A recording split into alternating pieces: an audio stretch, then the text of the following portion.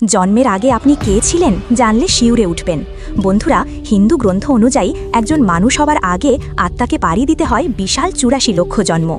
শুরুটা হয় স্থাবর যোনি থেকে, ২০ লক্ষবার জন্ম গাছপালা হয়ে, না নড়া না চড়া, রোদ বৃষ্টি ঝড় সব সহ্য করে নিঃশব্দে দাঁড়িয়ে থাকা।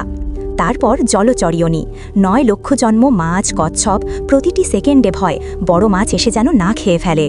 এরপর ১১ লক্ষ জন্ম কীট পতঙ্গ হিসেবে, পিঁপড়ে মাটিতে হেঁটে বাঁচে, মাছি নোংরা জায়গায়, সাপ ভয়ের অন্ধকারে দিন কাটায়। তারপর আসে ১০ লক্ষ জন্ম পাখি হিসেবে, উঁচু আকাশে উড়লেও ভয়, বাজ এসে যেন না ধরে ফেলে।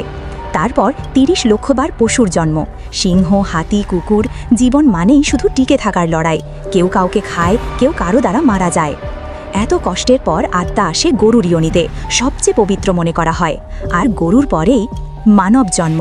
কিন্তু মানুষ হলেই শেষ নয়, প্রথমে শূদ্র, তারপর বৈশ্য, তারপর ক্ষত্রিয়, আর দীর্ঘ তপস্যা ও সৎকর্মের পর ৪ লক্ষ মানব যোনি পেরিয়ে শেষে আসে ব্রাহ্মণ যোনি। এটাই আত্মার সবচেয়ে কঠিন সত্য। এই মানব জীবন অমূল্য, তাই একে নষ্ট নয়, পুণ্যকর্ম করুন, মানুষের সাহায্য করুন, ঈশ্বরের নাম জপ করুন। বন্ধুরা, আপনি সত্যি যদি এই জ্ঞানকে শ্রদ্ধা করেন, কমেন্টে লিখুন জয় শ্রীহরি।